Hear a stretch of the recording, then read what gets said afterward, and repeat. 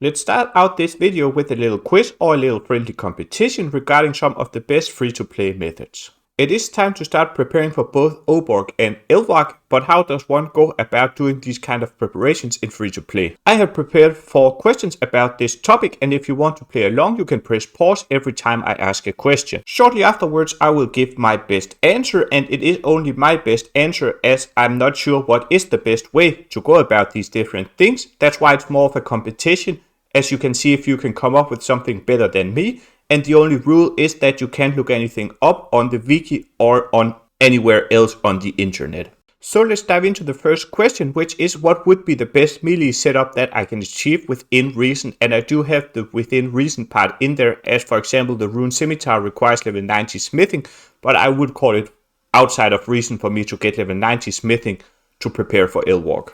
If you want to take a moment to think up your own answer, please press pause now. If not, this is what my best guess looks like. Directly based on my own Old School Runescape free-to-play knowledge, this is the best setup that I could come up with. It might be possible to get a rune full helm somewhere, but I'm not sure where that would be. And I know that the rune med helm is dropped by the lesser demon in the wizard's tower. The rune sword, chain body and plate legs can all be bought inside of the champions guild, and the rune kite shield I honestly have no idea if you can get, so I had to put in a steel kite shield that I do know that most giants drop. I think lesser demons might drop a mithril kite shield, but I'm not sure about that either. So this is more or less the best that I could come up with from pure memory and Old School Runescape knowledge. And most of my gear will be coming from a shop, so I will need a ton of GP in order to buy all those items. So what would you think is the best free-to-play Iron Man money making method? And this is something that I am really unsure about, but this is my best guess. Picking up steel plate bodies from the lava maze and selling them for 1,200 gold each in the Varrock armor store. I did a single trip on my blind account and it ended up being around 35k GP an hour. In the future, if I do this a lot, I probably would be able to do it faster, as I did spend a lot of time getting lost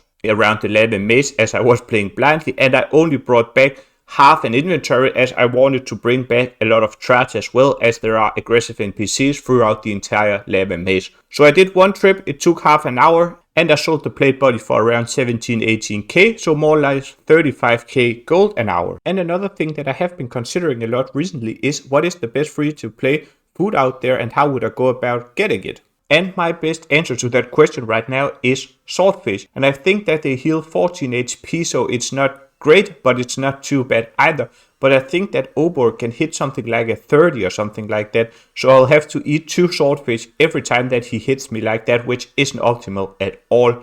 So hopefully there exists some better food that I don't know about, and you can point me in the right direction. Especially since getting swordfish in free-to-play isn't a walk in the park either. As far as I can tell, the best method of getting them is to go to Brimhaven and fish there, then take the charter ship back and deposit them in the bank deposit box next to the monks of Intrana.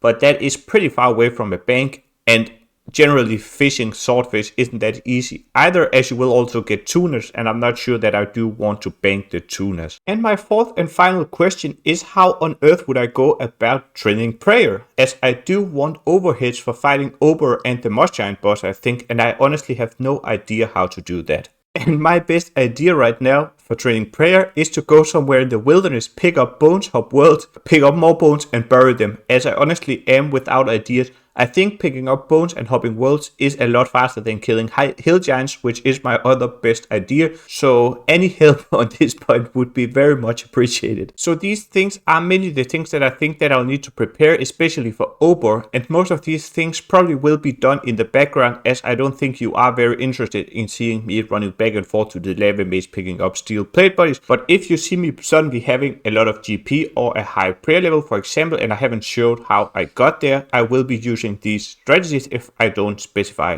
otherwise. So let's get into today's video. In BlindManMode, I will be trying to obtain the Old School Runescape quest cape while playing in almost complete blindness. But you will be able to follow along from above and see everything that happens all around me, while this is what my perspective will look like. So welcome to BlindManMode. So the first quest that we will be embarking on in this video will be below Ice Mountain, where a woman named Willow asked Mr. Blindquest to help her assemble her crew. which she needs to do some kind of archaeological study around a huge store that she found near the ice mountain. Which is just perfect, as if there is one thing that Mr. Blindquist hates, it is having to find people or things. But Mr. Blindquist agrees to help nonetheless and goes in search for the first person who can be found in the barbarian village. Which really isn't the optimal place for Mr. Blindquist to be, as the barbarians do get very angry when Mr. Blindquist accidentally walks into them. But after fighting various barbarians and stumbling around blindly all over the barbarian village, he finally finds the man that he was looking for. And apparently the man only wants to talk to people with the biceps of a certain size, so Mr. Blindquist needs to go in search for a personal trainer. So let's enjoy this cutscene of this beautifully silhouetted Mr. Blindquist doing exercise in the darkness. And after a few hours of exercising with his personal trainer, Mr. Blindquist accomplishing a level of fitness that apparently he didn't accomplish after slaying literally dozens of hill giants. But with that taken care of, Mr. Blindquist does manage to recruit the first member of the crew, and now he only needs to recruit 2 more members. And while trying to recruit the second member of the crew, Mr. Blindquist got his first ever maze random event. And let's just say that this maze random event didn't go very well. It turned out to be pretty much impossible to find my way through the darkness in the maze, and I had no idea even which way was the center of the maze. And after trying to make my way to the center of the maze, I quickly realized that that would be pretty much impossible, as I had no idea what I was doing. So I figured that maybe I could find a chest to at least get some kind of a reward, but I couldn't even find a single chest, and I don't know if maybe there are no chests in the maze random event in free to play, but I had to leave empty-handed. We'll keep trying if I get another maze, although for now we will have to put the maze random event as the worst random event next to the Bob fishing random event, which just isn't worth it for the few fishing XP, because I can get a lot more XP per hour just fishing. And I will simply just spare you for the entire recruitment of Marley, the second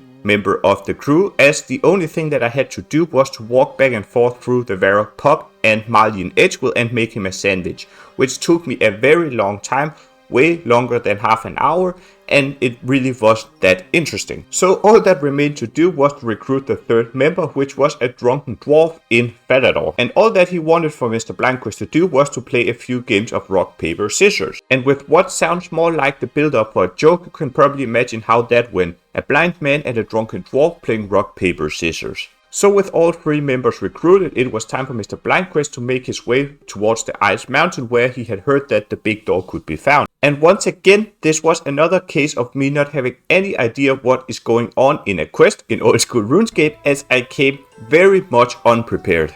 I had seen that a pickaxe was recommended to skip some kind of a fight, so I figured a few fish and a pickaxe is all I need, and I'll probably be just fine. And one might think that at some point I would learn from my mistakes and realize that nothing comes easy on this account, but if that day ever comes, it's definitely not today. So let's have a look at how this boss fight went. At first, after spawning back in the darkness and seeing that the boss was only level 25, I figured that I could probably just kill it with the few fish that I had brought. But after being hit very hard by the boss and having done next to no damage to the boss, I quickly realized that that wasn't going to be possible at all. So having seen on the wiki that there was some way to skip the boss fight using a pickaxe, I went in search for something to mine in the room. And I quickly find a pillar that I mined and realized that it did 10 damage to the boss, so I only had to mine 4 of those pillars to kill the boss. And after having mined 2 pillars, I was unable to find the third pillar. I searched all over the room, but I just couldn't find it, so I figured that I would try and kill the boss normally with melee. And after having gotten the boss down to just 4 HP, I got knocked out by another 6, which seems to be a theme on this account, and I had to come back and try again. But on the second attempt, now understanding how the boss worked and that I just had to find the 4 pillars, it went a lot easier, and I did manage to kill the boss without any further issues. And with the reward of 1 quest point, 2000 gold, and access to the runes of Camdosal, whatever that is, that marks the first quest completion of the account. So while already in Falador and after having trained a bit of smithing in order to get to level 15 to be able to make iron bars for the knight's sword, it was time to start our second quest of the video. And after walking back and forth between Varrock and Falador a few times, I was finally ready to meet Thurgo for the 3rd time, and having been told that he would require some blue fluorite ores, I made my way into the dungeon nearby in search for those exact ores, which didn't end up causing any issues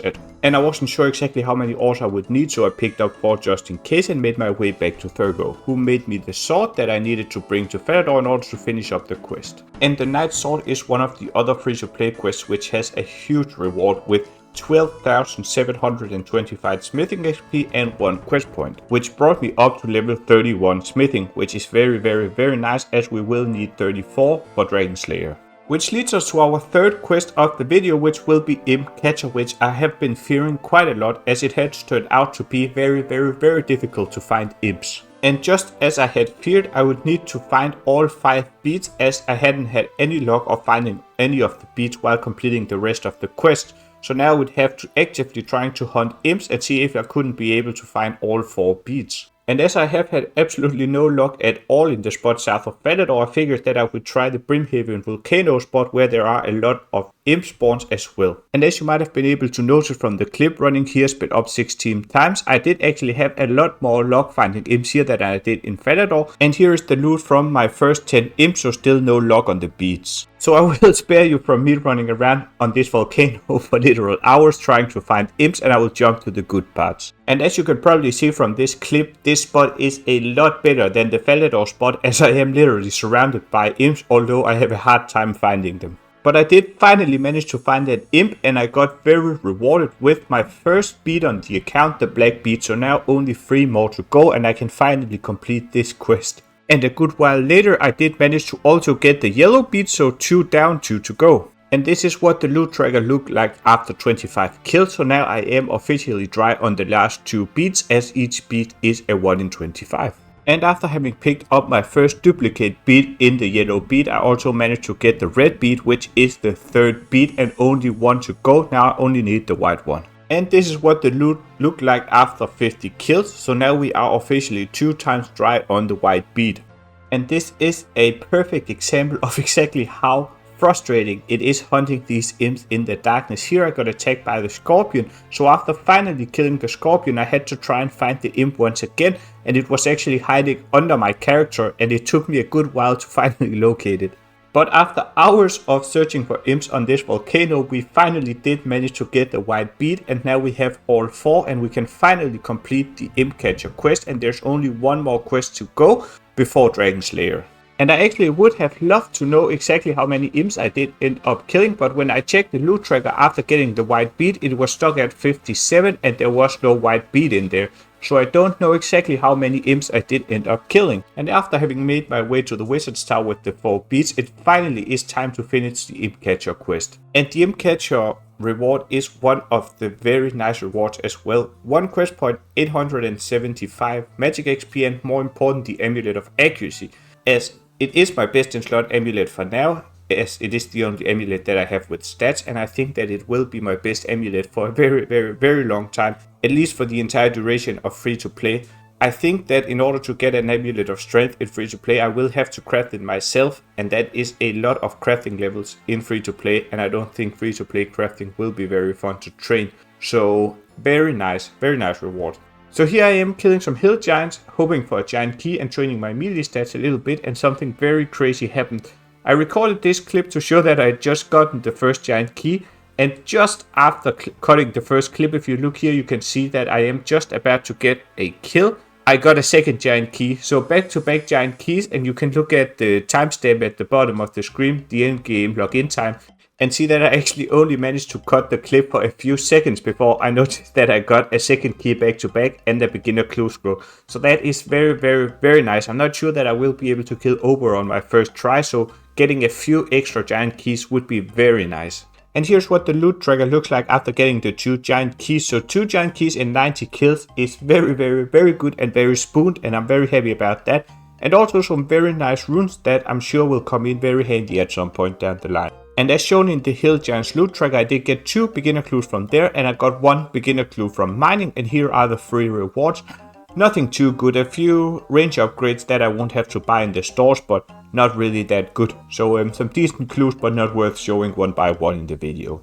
And here is level 30 attack, so I can wield my adamant sword, which I am planning on using against Elwalk.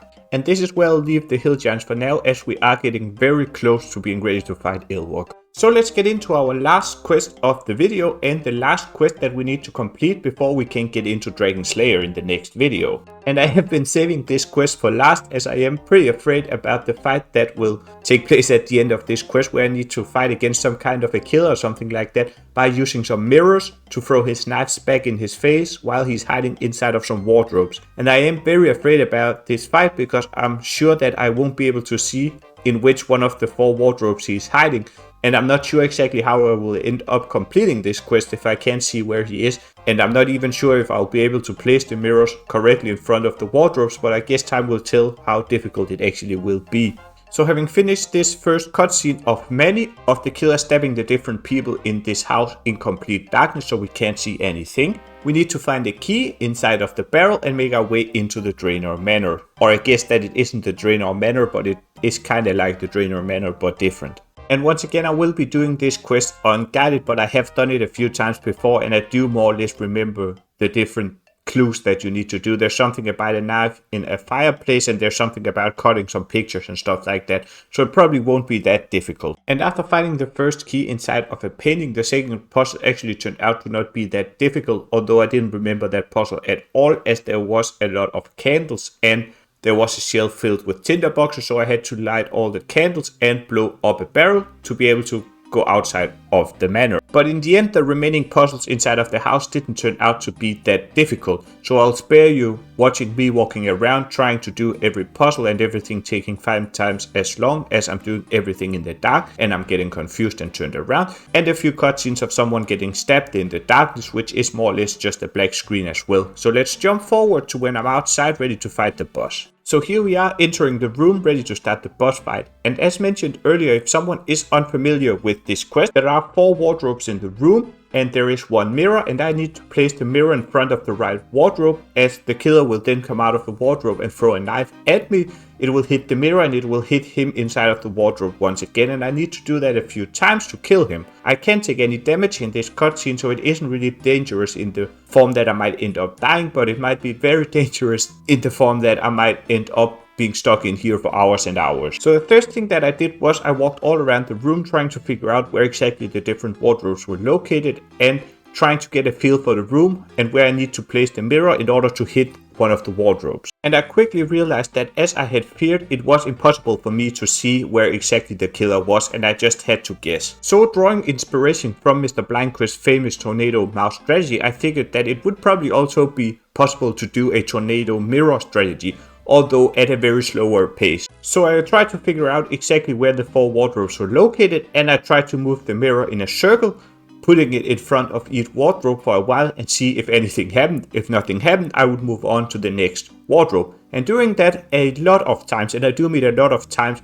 I did start hitting the killer. And the entire boss fight actually ended up only taking more or less 15 minutes, which was very impressive if you ask me, doing everything in the darkness. And with the boss fight done and the 2 killers out of the way, that is Misthalin mystery completed and our last quest before getting to Dragon Slayer. And not the best reward, 1 quest point, 600 crafting XP and a few gems, but the crafting XP are very nice, as I will need level 8 crafting for making an unfired bowl for Dragon Slayer, so I don't have to train any crafting, as I think this will get me to level 9. So one of the last requirements that I need for Dragon Slayer is level 33 magic. And I have bought a ton of mind rooms, and I will be going to the Moss Giants and see if I can get the Mossy Key while training some magic up towards level 33. And like everything else on this account, it actually turned out to be very complicated, even doing something as simple as getting to the Moss Giant. And unfortunately my cameraman got stuck outside of this door, so you will have to look at my small POV on the bottom left corner of the screen. But I ended up dying, as there apparently is a ton of aggressive monsters on the road to the Moss Giants. I actually might have been able to make it through, but I didn't have anything to cut the web, and I had no idea that there would be a web in the dungeon, and I didn't have time to make it back out again. So after filling up my inventory with food, it was time to make my way back and try again. And now the astute viewer might be able to see that there was one very important thing that I completely forgot about. So after finally having made my way all the way back and picked up my items, I was ready to make my way to the Moss Giants until I got to the web And I noticed once again that I actually didn't bring anything to slash it. But this time I was more lucky and I found a quiet place where I could home teleport and get ready to get back a third time. And once again, as many times before on this account, it did turn out that third time's the charm, and I did finally manage to get to the Moss Giants. And I actually found a safe spot quite easily, although playing in darkness, which I was fearing might be quite difficult. And I did manage to get my first Moss Giant kills using May. As always guys, if you have made it this far into the video and you like the series and would like to see more, please think about liking and subscribing. And this is where the very interesting things really are about to begin. While editing this video that you are watching right now, I will be getting the last Moss Giant kills and doing the rest of the preparation, so that at the beginning of the next video we will be ready to start Dragon Slayer, and very soon we will be able to get into members content as well. So once again, thank you very much for watching, and I will be back with my attempt at completing Dragon Slayer blindly very soon.